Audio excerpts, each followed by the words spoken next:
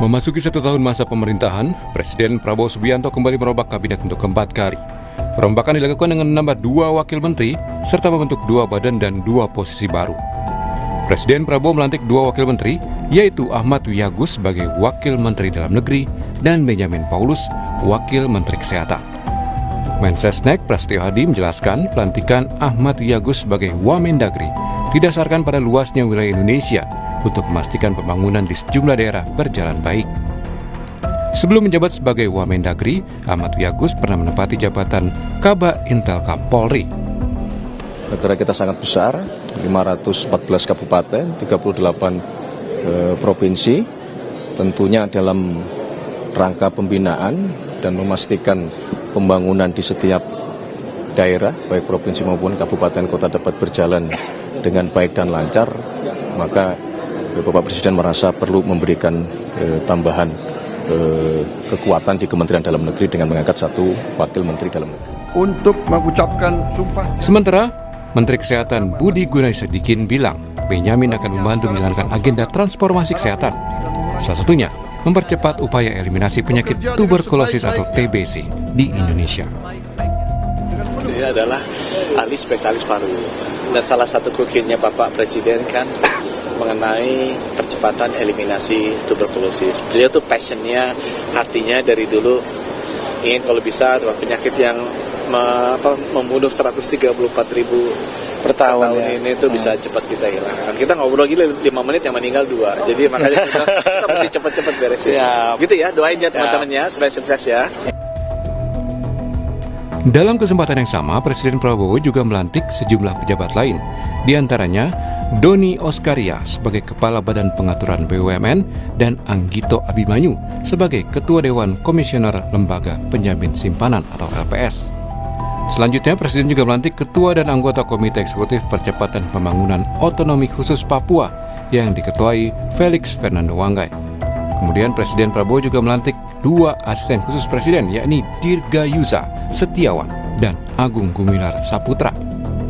Jelang 1 tahun pemerintahan Presiden Prabowo Subianto, Menteri Koordinator Bidang Perekonomian Erlangga Hartarto sebut evaluasi di sektor ekonomi terus dilakukan secara berkala.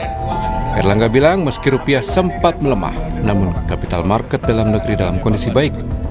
Erlangga yakin dengan kondisi ini kepercayaan investor ke dalam negeri masih tinggi. Ya, tentu evaluasi kan dilakukan secara dinamis dan terus-menerus. Tapi juga kita kan melihat selain rupiah, itu capital market juga lagi bagus, lagi all time high. Tetapi kan ini semuanya dinamis. Jadi kita evaluasi. Ada target khusus atau strategi? Selama hampir 1 tahun pemerintahan, Presiden Prabowo telah menambah 3 wakil menteri. Sebelumnya, pada awal pembentukan Kabinet Merah Putih, Presiden sudah memiliki 56 wakil menteri. Yang harus dibuktikan pemerintah adalah perombakan kabinet membuat kinerja semakin efektif, bukan tersendat oleh risiko tumpang tindih kebijakan. Tim Liputan, Kompas TV. Memasuki 1 tahun masa pemerintahan Presiden Prabowo Subianto kembali merombak kabinet untuk keempat kalinya. Perombakan dilakukan dengan menambah 2 wakil menteri serta membentuk 2 badan dan 2 posisi baru. Dengan bertambahnya jumlah kabinet dan lembaga membuat kinerja pemerintah ini diharapkan semakin efektif. Akan kita bahas bersama dengan sejumlah narasumber, sudah bergabung bersama kami, keduanya melalui sambungan daring. Ada pengamat politik dari Lingkar Madani, Bung Ray Rangkuti, kemudian juga ada anggota Komisi 2 DPR dari fraksi Partai Golkar, Ahmad Irawan. Selamat pagi Bapak-Bapak, Assalamualaikum. Pagi, Waalaikumsalam warahmatullahi wabarakatuh. Bang Ray, pagi Bang. Kita melihat kan ini tinggal 10 hari lagi, kita lihat bagaimana kinerja pemerintahan Prabowo Subianto yang mencapai 1 tahun begitu. Saya ingin ke Pak Irawan dulu. Pak Irawan, ini kalau kita lihat Presiden Prabowo kemarin sudah menambah wakil menteri, kemudian ada lembaga baru, ada badan baru juga.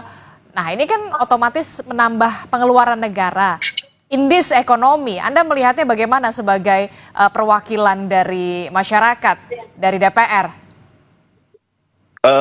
Kami sendiri sih melihat bahwa proses pengangkatan wakil menteri tersebut masih masuk dalam bagian dari kewenangan konstitusional Presiden dalam melakukan pengangkatan wakil menteri. Karena hal tersebut sesuai dengan Undang-Undang Kementerian Negara dikatakan bahwa dalam hal terdapat beban kerja yang membutuhkan penanganan khusus, maka Presiden dapat mengangkat wakil menteri. Maka dalam konteks kebutuhan itulah tadi kami membaca bahwa keberadaan wakil menteri dalam konteks menyelesaikan dan adanya kebutuhan tersebut.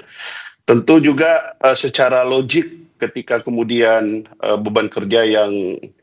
ketika beban kerja tersebut dianggap sudah tidak memerlukan wakil menteri lagi, maka Presiden juga bisa memberhentikannya. Jadi kira-kira begitulah logika konstitusional terkait dengan pengangkatan wakil menteri tersebut. Dan memang bahwa Mbak, menurut kami, saya pribadi, bahwa seorang presiden dalam konteks kepemimpinan di Indonesia itu memang harus memiliki kekuatan yang memadai untuk menyelesaikan rumitnya permasalahan-permasalahan bangsa. Maka kemudian kalau kita lihat yang terbaru ada pengangkatan wakil menteri dalam negeri dan wakil menteri kesehatan. Tentu ada masalah-masalah spesifik yang harus diselesaikan oleh kedua wakil menteri tersebut. Oke, ada permasalahan spesifik yang harus diselesaikan oleh wakil menteri yang memang sudah dilantik begitu. Tapi kemudian begini, Pak Irawan, Anda berada di Komisi 2. Kita tahu kemarin Menteri Keuangan memang ada kebijakan pemotongan anggaran transfer ke daerah, ya kan? Kemudian kita tahu juga respon dari kepala daerah ini terang-terangan menolak. Nah, Anda di Komisi 2 berada di posisi seperti apa melihat ini? Satu hal yang perlu kita clearkan dulu bahwa posisi wakil menteri itu posisi yang berbeda dengan derajat dan kualitasnya dengan posisi menteri. Tentu juga itu berbeda, konsekuensinya berbeda juga dalam hal fasilitas dan lain-lain sebagainya gitu.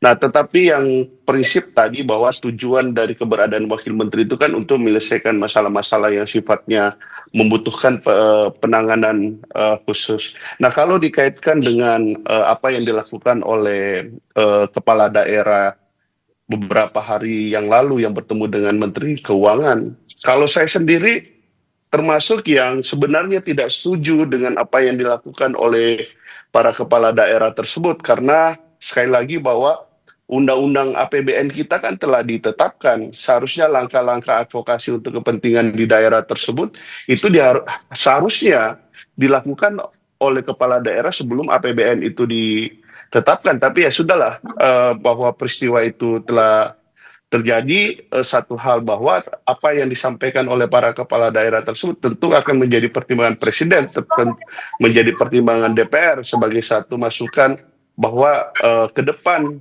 apa yang disampaikan oleh berbagai kepala daerah tersebut harus menjadi bagian penting dalam proses kita dalam penyusunan APBN. Meskipun kami sejak awal di Komisi 2 memahami apa yang dilakukan oleh para kepala daerah sekarang, karena memang pemotongan dana transfer ke daerah tersebut tentu akan memberikan dampak yang nyata bagi daerah-daerah tersebut. Oke, saya ke Bung Rey. Bung Rey, bagaimana Anda melihat ini, Bung Rey? Ya, sebetulnya dari diskusi kita ini sudah tercermin bahwa yang dibutuhkan itu bukan penambahan jumlah wamen. Yang dibutuhkan itu adalah satu, segera perbaiki APBN kita terkait dengan transfer dana ke daerah. Dan untuk menjawab itu, tidak menambah wamen, tapi menjawabnya ya, bisa nggak dana yang sekarang di nasional itu segera ditransfer ke pemerintah daerah. Nah, yang kedua, kesulitan kita secara umum sekarang sebetulnya bukan lagi administratif, tapi kesulitan kita itu adalah eksekutorial yang harus berbanding lurus dengan makin minimnya tingkat korupsi. Nah, tapi lagi-lagi yang dijawab oleh Presiden itu adalah justru menambah administrasinya dan belum tentu kepada tingkat pengawasannya, alias apakah setelah penambahan jumlah wamen ini dan beberapa pejabat di bawahnya itu otomatis akan memangkas tingkat korupsi gitu. Dan sebetulnya persoalan kita tingkat di dua itu, kalau yang sifatnya desain sistem macam-macam, saya kira udah selesai lah itu gitu. Nah, yang ketiga adalah soal efisiensi dan efektivitas. Dan kita nggak pernah mendengar teori kalau mau efisien dan efektif itu tambahin jumlah orang gitu. Yang ada kita dengar itu kalau mau efisien dan efektif itu kurangi strukturnya, kurangi jumlahnya, kurangi bebannya dan sebagainya. Nah, ini semua nampaknya langkah-langkah Presiden ini bertentangan dengan tujuannya sendiri gitu loh. tujuannya itu untuk mempermudah, ya dengan menambah banyak orang ya mempersulit, akan lebih banyak lagi birokrasi. Misalnya begini kan, kalau kita dengar argumen mengapa Wamen ditambah jadi 3 karena kita punya daerah yang sangat luas dan sebagainya. Sepanjang sejarah daerah kita ya begitu-gitu aja. Kan luas bangsa kita ini Sabang sampai Merauke nggak pernah nambah. Aha. Tapi yang kemudian diharapkan adalah begini, ketika ada penambahan wamen, ada kepala badan dan segala macam itu kinerjanya begitu ya benar-benar efektif atau enggak Anda melihatnya selama setahun ini? Nah, itu dia makanya kan kalau mau efektif itu justru bukan dengan menambah orang, mempersingkat, kan kita bisa dibantu oleh teknologi. Nah sekarang misalnya kalau kita ambil kasus dengan gubernur-gubernur itu, nanti kan akan dibuat nanti mekanismenya, kalian ngadu deh ke wamen yang sono, yang Indonesia bagian timur, ngadunya ke Indonesia yang bagian barat. Jadi justru itu seperti melindungi menterinya sendiri dan kemungkinan bertemu dengan kepala-kepala daerah gitu. Karena harus dibuat dulu birokrasinya, ketemu dulu dengan wamen yang di sana, ketemu wamen yang di sini. Gitu. Padahal dengan telepon sekarang, dengan Zoom sekarang, macam-macam, semua orang bisa berkomunikasi kok. Nah kan itu yang saya sebut tadi, tujuannya itu justru bertentangan dengan langkah-langkah yang diambil oleh Presiden. Nah oleh karena itulah saya kira ya penambahan jumlah wamen, terus menambah jumlah jabatan-jabatan lain. Saya kira ini nggak lepas dari politik bagi-bagi gitu ya, yang dilakukan oleh Pak Prabowo. Itu yang pertama. Jadi masih banyak mungkin orang-orang di luar sana yang belum mendapat nih jabatan. Ya. Oleh karena itu buat struktur barunya, masukkan mereka ke dalam jabatan yang dimaksud. Oke, Pak Irawan, Anda responnya bagaimana? Tapi tunggu dulu, satu lagi ya. Kalau yang terkait dengan wamen di Kementerian Dalam Negeri dan wamen di Menteri Kesehatan, saya melihatnya itu bagian dari upaya untuk mencoba mengeliminasi kekuatan-kekuatan lain yang masih berhubungan dengan Pak Jokowi gitu loh. Menteri Tito itu kan dibawa oleh Pak Jokowi. Menteri yang sekarang Kesehatan juga dibawa oleh Pak Jokowi. Nah sekarang mungkin secara perlahan mereka tetap berada di dalam posisi yang sama, tetapi kewenangannya udah mulai ditransfer ke wakil-wakil ini, gitu. Alias Menteri Dalam Negerinya, Menteri Kesehatannya, nggak lebih dari sekedar administratif, bukan lagi mungkin nanti pengambil kebijakan yang strategis. Oke, bagaimana respon Anda Pak Irawan terkait dengan apa yang ditanggapi oleh Bung Ray Rangkuti soal bagi-bagi, kemudian soal meminimalisir juga tugas dan kewenangan dalam tanda kutip menteri yang kemudian dibawa oleh Presiden sebelumnya Joko Widodo. Anda punya jawaban soal ini? Kalau itu kan pendapat Bang Ray. Tapi kalau saya melihat ada 3 hal. Satu, yang pertama kita memiliki banyak persoalan bangsa. Yang kedua adalah kaitannya dengan adanya kebutuhan untuk menangani persoalan secara spesifik. Yang ketiga, ekspektasi publik yang meningkat. Inilah yang kemudian yang ditangkap oleh Presiden sehingga mengambil satu kebijakan untuk dilakukan penambahan wakil menteri tersebut, meskipun memang dalam konteks reformasi birokrasi, dalam konteks efisiensi kan tidak harus juga bahwa pendekatannya satu urusan, satu lembaga atau satu pejabat, tetapi sekali lagi kalau kita kembalikan pada perspektif konstitusional tadi bahwa keberadaan wakil menteri itu sebenarnya dalam rangka untuk sekali lagi menangani beban kerja yang membutuhkan penanganan spesifik, maka Presiden dapat mengangkat wakil menteri dan logikanya jika kemudian bahwa beban kerja tersebut sudah tidak ada lagi, maka dalam konteks kewenangan Presiden maka kita tidak memerlukan wakil menteri lagi. Jadi Presiden juga berwenang untuk memberhentikan gitu. Saya sih melihatnya dalam 3 hal tersebut gitu. Oke, berarti menurut Anda cukup efektif ya untuk membantu kinerja pemerintah begitu ya dengan adanya wakil menteri dan juga badan-badan baru yang kemudian dibentuk oleh pemerintah pusat. Dalam praktiknya itu sangat efektif karena sekali lagi keberadaan wakil menteri sebagai contoh ketika menteri sedang berhalangan atau sedang keluar kota atau mendapat penugasan presiden yang lain, maka wakil menteri bisa mengganti menteri gitu berdasarkan penugasan. Jadi ada banyak hal lah dalam relasi kami bersama pemerintah, keberadaan wakil menteri tersebut sangat membantu presiden gitu. Tidak khawatir ada tumpang tindih tugas dan juga kewenangan di sana misalnya antara menteri, kemudian ada badan khusus, ada utusan khusus. Bagaimana bisa memastikan ini berjalan?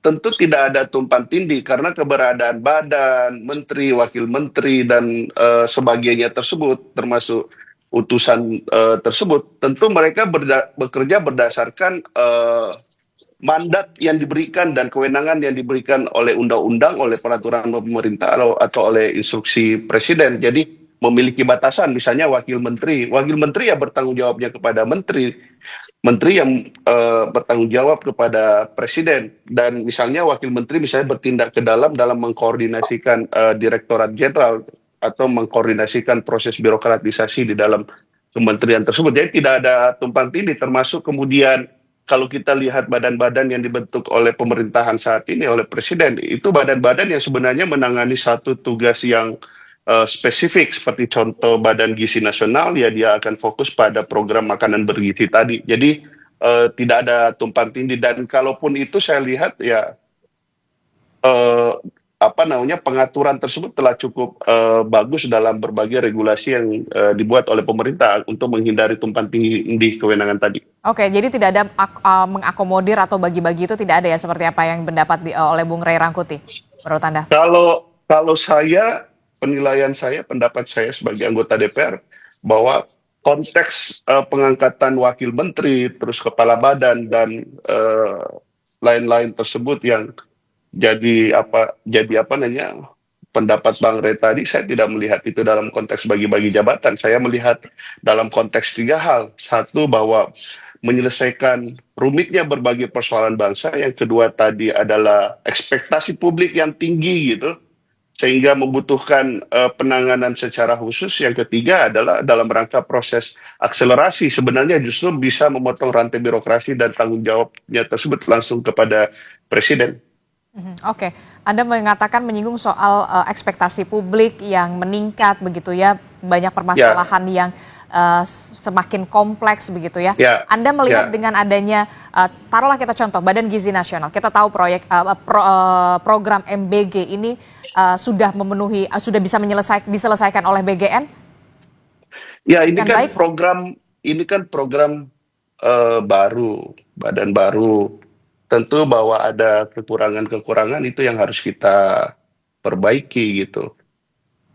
Oke, saya ke Bung Ray. Bung Ray, bagaimana respon Anda memenuhi ekspektasi publik yang terus meningkat begitu, dan juga permasalahan negara yang semakin kompleks? Masalah kita apa ya? Masalah bangsa negara kita ini apa? Maksud sih makin hari masalahnya makin besar, masalahnya yang makin kecil dong. Kan ini kan kelanjutan. Kan mestinya di zaman Pak Jokowi itu masalahnya besar, dilanjutkan oleh Pak Prabowo dengan masalah yang makin kecil. Dan itu asumsinya, kecuali ada perubahan drastis yang dilakukan oleh Pak Prabowo yang meninggalkan kebijakan masa lalu. Ini kan tidak ada. Di zamannya Pak Jokowi sudah dianggap, sudah diklaim masalahnya kita makin mengecil. Loh kok sekarang masalahnya makin membesar? Itu kan bertentangan lah gitu. Ya, itu satu. Nah yang kedua adalah, kan misalnya lah kalau kita buat soal Kementerian Dalam Negeri, kan kita udah tahu masalahnya, terang benderang tuh. Daerah itu kekurangan uang untuk membangun. Lo kok bisa selesaikan dengan menambah jumlah wamen gitu loh, oleh presiden gitu. Itu. Nah yang kedua, nggak perlu ada lagi yang disebut dengan wamen untuk Indonesia Timur. Nah kita ini kan otonom daerah-daerahnya itu. Daerahnya itu ya diberi kesempatan yang sangat luas untuk mendesain sendiri kerangka pembangunan yang mereka inginkan di luar 5 hak yang dimiliki oleh pemerintah pusat. Justru kewenangan Menteri Dalam Negeri itu oleh otonomi daerah dipangkas, bukan diperluas gitu loh. Biarkan daerahnya sendiri yang jalan. Nah kalau soal koordinasi, ya ini kayak kita masih di tahun 70-an, 60-an. seolah-olah nggak ada Zoom, ya seolah-olah nggak ada ini, nggak ada itu. Semua udah bisa sekarang kok. Makanya kita kalau sekali lagi loh ya, masalah utama kita itu sekarang bukan lagi administrasi, bukan lagi desain tata kota, desain tata kenegaraan macam-macam, desain sistem. Masalah kita itu korupsi. Kalau korupsinya ini bisa kita tekan, ya saya kira banyak hal yang juga bisa kita lakukan dengan segera. Lah ini menjawab korupsi itu salah satunya memperkecil jumlah pejabatnya. Karena yang sering kita dengar itu adalah makin banyak pejabat, uang negara makin banyak ke mereka, tapi pengawasannya lemah dan terjadilah korupsi di dalamnya. Kan tagline-nya Pak Prabowo itu jelas, bocor. Nah ini menurut saya bagian dari upaya untuk memberi kesempatan kebocoran itu makin besar. Nanti ngawasinya gimana tuh? Semuanya gitu. Nah saat yang bersamaan kalau ada 3 wamen, menterinya ngapain? Nah, kalau disebut makin banyak nggak masuk logika. Karena presidennya ini bukan presiden yang mengubah desain kebijakan yang diterapkan oleh pemerintah yang sebelumnya. Di zamannya Pak Jokowi masalahnya aja disebut makin sedikit, kok logo sekarang nambah lagi, padahal lainnya itulah kelanjutan. Nah, oleh karena itulah saya melihatnya dari aspek itu tadi, ini lebih sifatnya bagi-bagi kekuasaan. Nah, khususnya itu tadi soal wamen baru di Kementerian Dalam Negeri, mantan yang sekarang jadi purnawirawan polisi. Ini kan juga bertentangan menurut saya dengan keinginan presiden untuk melakukan reformasi polisi. Salah satu bentuk penting dari reformasi polisi itu adalah menarik semua perwira polisi, khususnya yang sekarang aktif dan non-aktif itu, khususnya yang aktif lah ya, dari institusi-institusi non-kepolisian. Alih-alih itu dilakukan oleh presiden, malah sekarang memberi jabatan baru lagi kepada purnawirawan polisi yang baru saja purnawirawan. Kan ini agak bertentangan dengan tujuan reformasi polisi yang dibuat. Makanya ini agak rumit kita melihat ini tadi dan nggak bisa dijawab dengan alasan-alasan klis seperti yang disebutkan tadi oleh Bung Ahmad Heriawan, karena kita nggak cocok gitu loh Pak. Kecuali ya Bung Ahmad Heriawan kita tunjuknya tahun 70-an gitu loh, memang banyak masalah. Gitu. Oke, baik. Terakhir Bung Irawan, bagaimana Anda bisa menjawab ini begitu? Seharusnya akar permasalahannya bagaimana bisa menekan korupsi, menutup celah-celah kebocoran ini dengan pengawasan yang lebih ekstra ketat. Ya, kalau itu kan kita setuju dengan pendapat bahwa salah satu persoalan kita adalah korupsi, terus kemudian mekanisme pengawasan, dan tadi yang Mbak sampaikan tadi itu ya kita setuju dan sependapat. Maka itulah yang kemudian memang yang kami maksud bagian dari kerumitan masalah bangsa ini yang juga harus diselesaikan gitu. Dan saya melihat bahwa relevansi dan keberadaan dari wakil menteri tersebut ya tentu untuk menangani kebutuhan-kebutuhan yang spesifik tadi tersebut, dan agar tidak kemudian terjadi tumpang tindih terus tumpang tindih mengenai kewenangannya, maka tentu bahwa badan-badan tersebut atau wamen-wamen tersebut tentu harus bekerja berdasarkan kewenangan dan sesuai mandat yang diberikan oleh undang-undang dan sesuai mandat yang diberikan oleh presiden.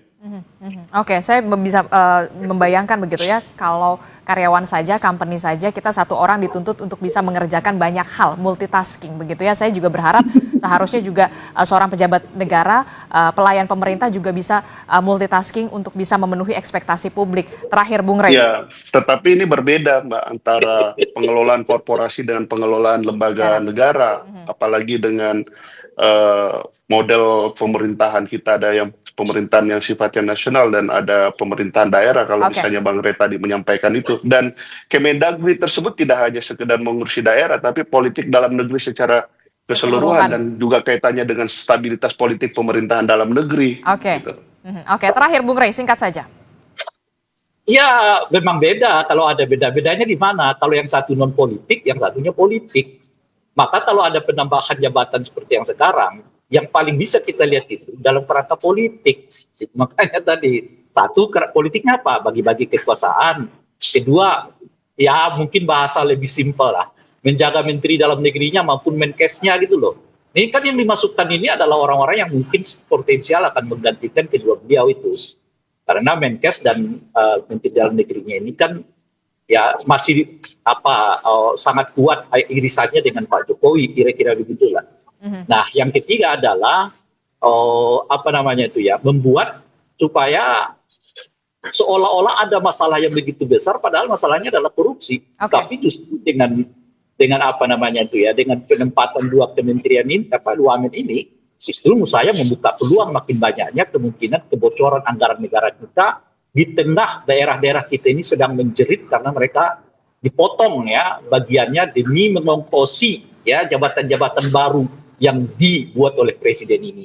Oke, kita akan tunggu bagaimana kinerja selama setahun ini begitu ya, supaya bisa memenuhi ekspektasi publik seperti apa yang dikatakan oleh Pak Irawan begitu dari Komisi 2 DPR. Tentu saja kita harapkan para pembantu presiden ini bisa memenuhi ekspektasi publik, bekerja untuk bisa lebih gas lagi sesuai dengan tagline dari Presiden Prabowo Subianto pada saat kampanye. Terima kasih anggota Komisi 2 DPR RI dari fraksi Partai Golkar, Bung Ahmad Irawan, kemudian juga ada pengamat politik dari Lingkar Madani, Bung Ray Rangkuti telah bergabung bersama kami. Sama-sama. Terima kasih Pak. Assalamualaikum. Iya, sama-sama. Sampai ketemu ya. Waalaikumsalam.